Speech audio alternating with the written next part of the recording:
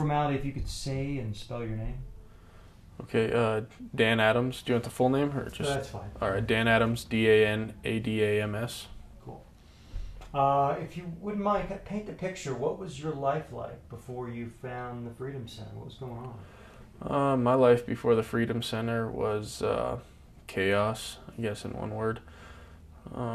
Staying up for 3, 4, 5, 6, 7 days at a time, smoking meth. I found the Freedom Center and had 4 relapses actually while I was here at the Freedom Center. And the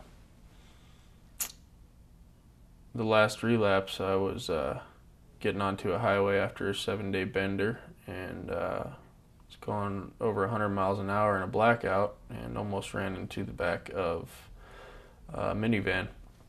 I was getting on the highway, and with some grace of God, I snapped out of it and swerved around this minivan, going over 100 miles an hour, and kind of realized that I needed to try a little bit harder in my recovery because I just about died.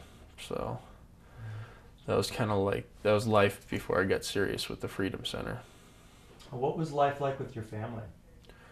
Life with my family was pretty much non-existent. I mean, when I was home, I wouldn't do drugs at my house with my children there and my wife there, just because I knew how toxic the stuff that I was doing was, and I knew how toxic I was to them. So when I was at home, though, it was me passed out for I wouldn't say 3 days at a time, but a full day or 2 at a time, and just trying to get back to that state of mind where I could be awake and go and find drugs again and get high again. So I was basically useless to my family. I lied to them all the time, was taking money out of our bank account to buy drugs with. So I mean, I was cheating them as well as lying to them.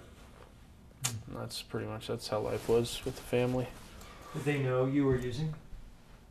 No. They said they didn't. They knew something was wrong, though. They thought that, in the back of their head that maybe something like that was going on, but they couldn't really pinpoint what was happening. They knew something wasn't right with me, though. Do you think that's more of a norm where spouses are keeping something that's so huge? Is that because you were able to keep it a secret, or you thought you were at least?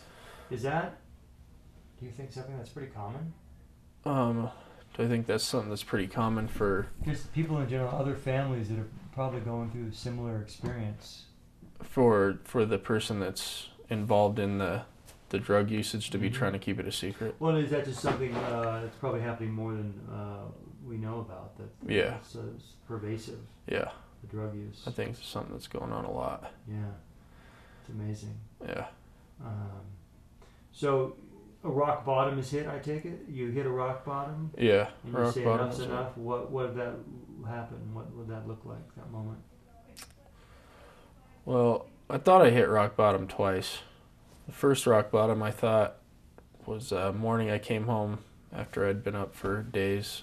My wife was ready to leave me. This is the lady that I'd been married to for less than a year, and someone I'd been with for 6 or 7 years, someone I wasn't really willing to let go that easy. So I broke down and told her I was on drugs and that I had a drug problem. The second rock bottom I hit was when I almost got in that car accident and almost took someone else's life along with my own, being so far out of my mind that, I almost just rammed a minivan, it could have been full of kids, and almost took myself out, in the midst of all that. That was the second rock bottom, and that was kind of like, okay, game over, I just about died. So you find the Freedom Center, and what did you notice immediately? What's kind of the Freedom Center difference? What makes this place special? What makes the Freedom Center special is, I'd have to say, Jim Weiss and Lawrence Freedom. I mean, they aren't just some counselors looking to take your money and give you some information. They take you under their wing and they care about you, and they show you love. And when you come out with a drug problem, there isn't a whole lot of people that are showing you love for various reasons. So And now, life after the Freedom Center. What's your life look like? What's the future hold? The future and my life after the Freedom Center, future hold is there's no limit to what I could do now. I mean, I kind of have that mentality back of, I can do whatever I put my mind to.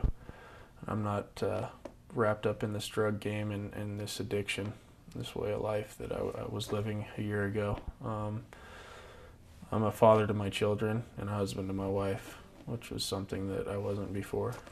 And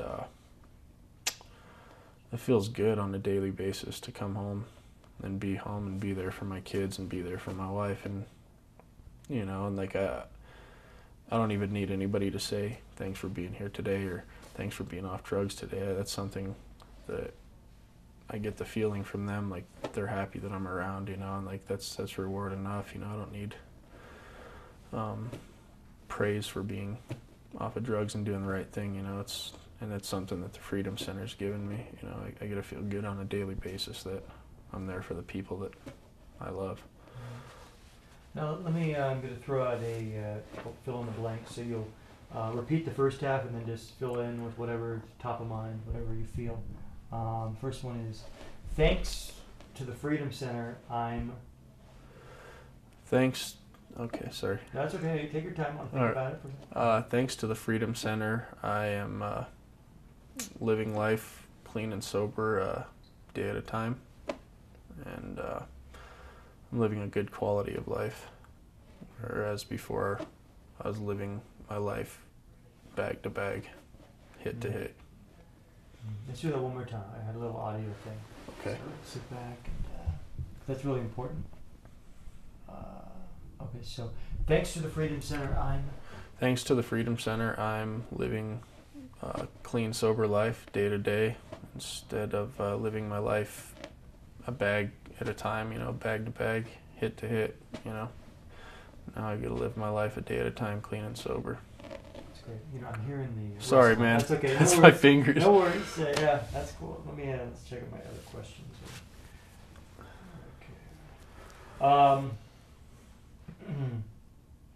How about, if it weren't for the Freedom Center... Okay. If it weren't for the Freedom Center, I'd either be dead or in jail, and more likely be dead. The road that I was on was a destructive one, and it's almost like they pulled me under their wing and rescued me. And now, how about this? Because of my experience at the Freedom Center, my life... Okay, one more time. Yeah, sure. Because of my experience at the Freedom Center, my life... Because of my experience at the Freedom Center, my life is a good quality of life. I'm able to feel love, and I'm able to give love again. That's huge. Yeah. And what else is there, Right. Yeah, that's awesome. Oh, how long have you been sober? It'd be a year, November 5th.